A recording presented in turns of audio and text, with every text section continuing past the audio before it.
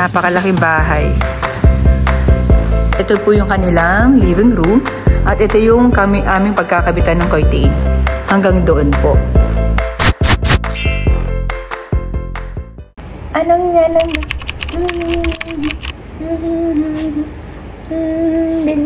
Lambing-bing, lambing-bing, lambing-bing. Nako, malam na namang aalis ako. Good morning! Biyahe po tayo ngayon ng Tanawan, Batangas. Ayan. So, mag-i-install po kami doon ng curtain. May deliver din po kami doon ng mga mattress and mga cushion po para sa sala set. At may vlog po ako doon ng mga nakaraan. So, estimated po na tagal namin doon ay mga 5 to 7 days. O kung kakayanin sana namin na mag 5 days lang, mas maganda. Aalalin lang din siguro ako sa pagtatahi kung kakayanin ko po dahil may mga schedule pa rin po ako ng mga ocular. Kaya may posibilidad. Ocular po ako, iwanan ko muna yung project doon. Kasi may mga deliver po kami ng katapusan ng May and first week of June.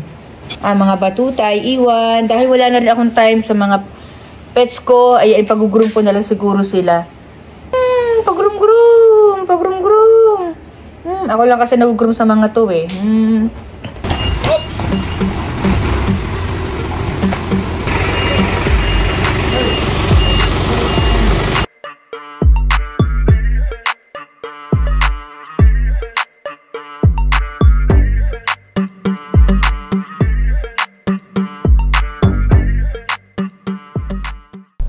Okay, so bali ito yung chillers daan. At kasi itong location na to, yung pinakang baba talaga ng Bulkang Taal. Puro bulkan na lang yung mga pinupuntahan ko. Bulkang Mayon, Bulkang Taal. Ayan, so nag-iiba-iba yung boses ko, chillers. Inaabot ako ng ng ubo. Ayan na. Halos puro resort po yung or maliliit na resort yung baba ng site. Kitang-kita na dito.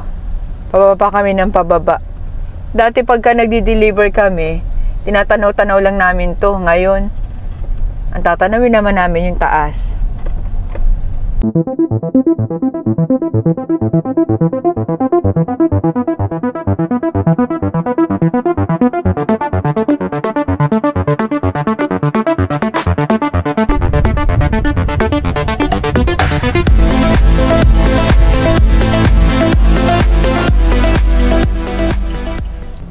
Chillers, oh. Yung mga resort kasi dito, pwede kayong maligo dyan. At yan yung Taal Volcano.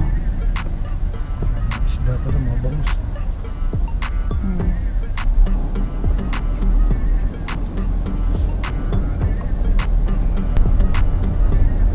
Ang cute naman ng ulap na yun, oh.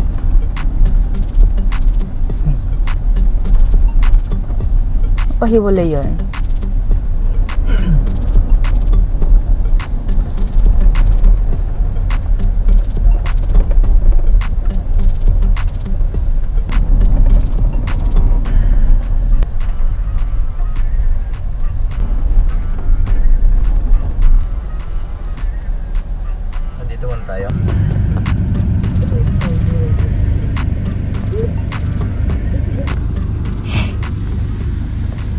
Bale, may vlog na po ako niyan dito ng pag-ocular ko. So, hinihintay na lang namin yung truck. Napakalaking bahay.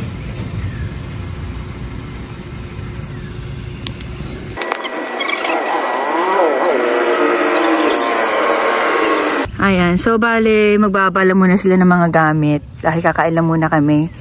Nag-alangan ako kanina kasi, nakaset up na pala yung mga gamit sa loob. Ipapakita ko na lang po sa inyo after namin kumain. Aalisin namin ulit yun. Tatabi lang muna namin at uunahin namin dito sa living room. 25 po ang pinakang house blessing and fiesta po dito. So, may mga magsiset up po dito ng catering. Kaya, kailangan din namin talaga mag-OT-OT. Ayan. So, sa mga chillers ko po na super late na po yung mga vlog ko, isa rin to sa mga dahilan kasi kailangan ko po tumulong sa pananahi ngayon. Pinapagamit rin sa amin yung mga ibang rooms dito. Tapos yung sa sala, kung kinakailangan. And yung lutuan, ganun din. Pero ayoko chillers. Hindi ko kaya magluto doon kasi nakakaya dahil unang-una, hindi pa nila natitirhan tong bahay nila. Anyway, lahat naman po ng mga napupuntahan namin, karamihan talaga, kami ang unang nakakagamit ng mga gamit. Pero sa ngayon, parang naiilang na ako dahil nakaset up na talaga eh. So, ang plano ko, kung pwede, dito na lang kami magluluto. Ayan. Tsaka may dala rin po kaming kala, naniguro na lang din kami. Kasi sinabi ni sir na may mga gamit na dito.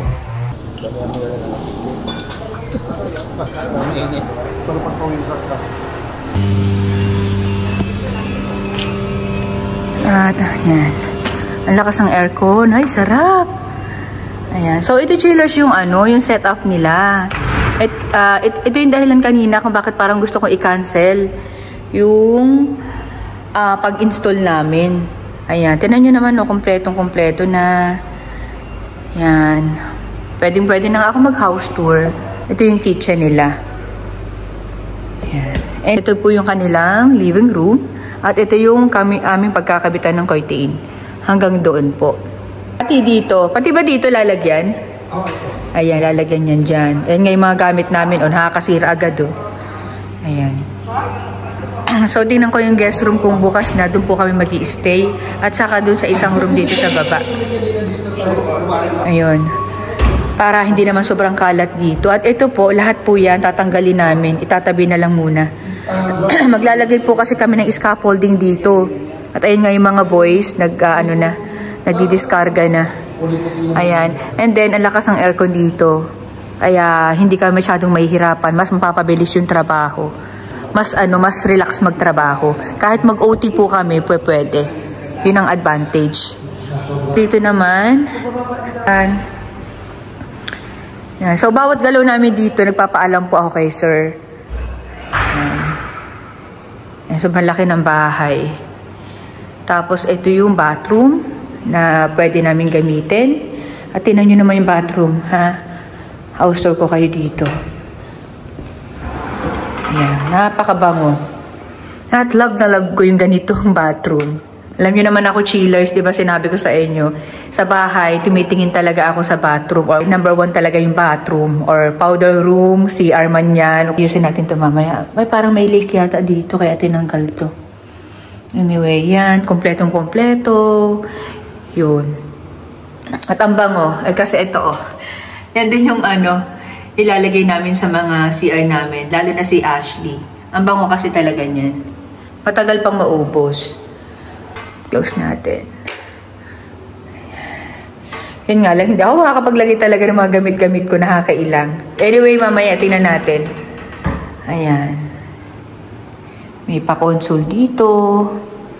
At ito yung isa sa mga, sarado pa to. So, ito yata yung pwede namin gamitin dito. Anyway, kung kakayanin po namin na hindi na gamitin yung room na yan, mas maganda. Kaya tingnan natin sa guest room. Okay tayo.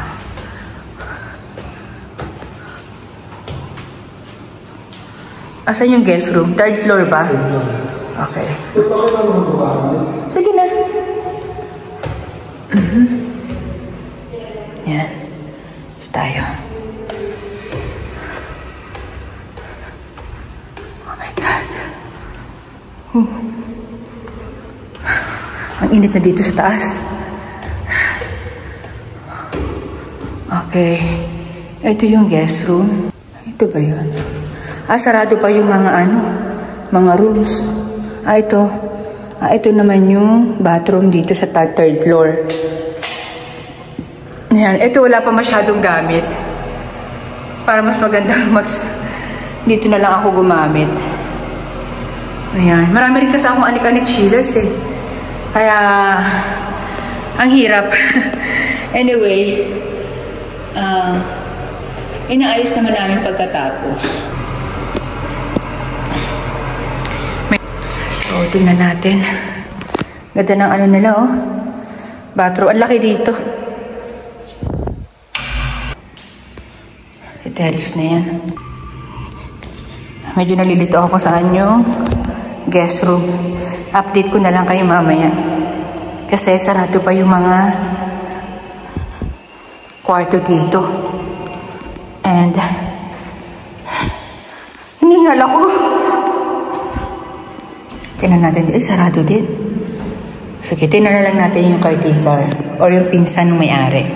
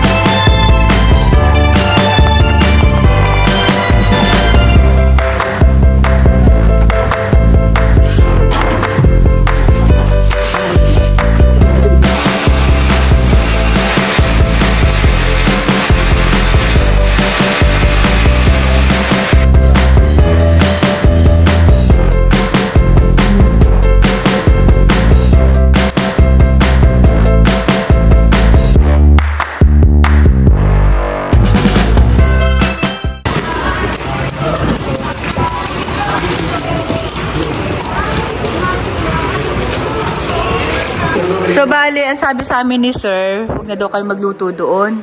Dahil nga walang tubig doon. Ang plano nga sana namin, maglalagay kami dito ng lamesa sa labas. At nahihiya ako magluto dito. Yun pala, mayroon ditong dirty kitchen. At dito po kami magluluto. Ayan. Then, testingin na rin po namin to. Kami ang una makahagamit. Para malaman din kung okay siya. Ayan, naka-plastic pa nga yan eh.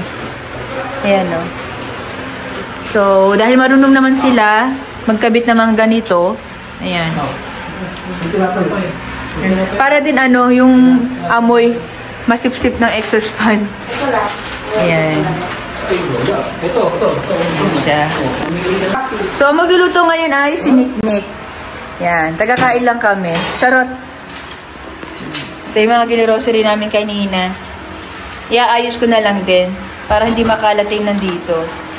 Okay, time check chillers, 1:35 na ng hapon. Advance yung relo ko eh. At ito, nakatapos na sila ng paglagay ng chiffon. Ayan. Ito muna ako ngayon sa guest room. Ayan. Tapos yung bathroom, ayan. Pinakit ko na rin yung mga gamit namin dito. Para hindi naman ganun kakalat sa baba. Nakakalat yung mga gamit namin. So, eto siya.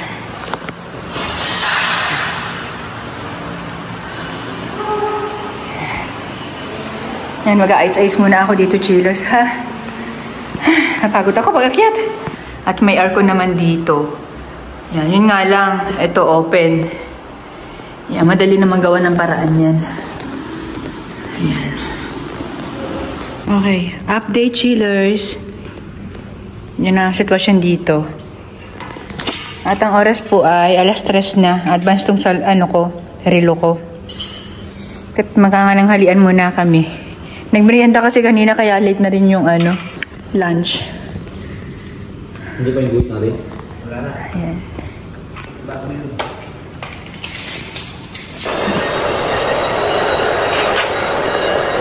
Tignan natin kung ano yung niluto. Oops. Yun, nakapagluto na si Master Chef Dominic. Rice. Then, yun. Adobong with mushroom. Chicken adobo with mushroom.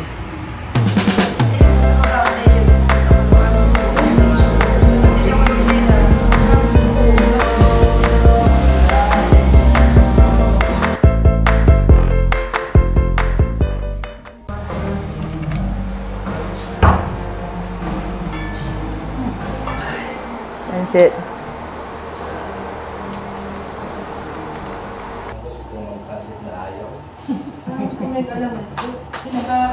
kanina eh. Ha? Kapag mawala tayo mga ganyan ang mga pisngi natin. At sila ayaw? May ano? Darang ka ng bagal yung Bigyan ka namin, mainit na. Nakakul ka na. Kaso ayaw kong hindi eh. Yung tayo may galing pa. Kasi kung kapag na-resa sa sipuro, pakapalik-balik sa siya. Nako, ay bureke. Asa ka ba?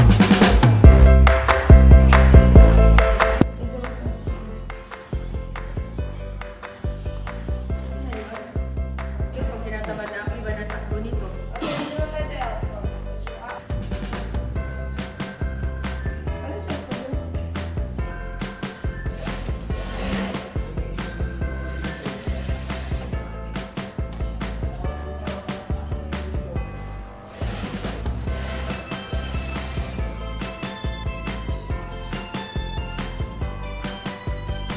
Putol na yan, hindi pa no?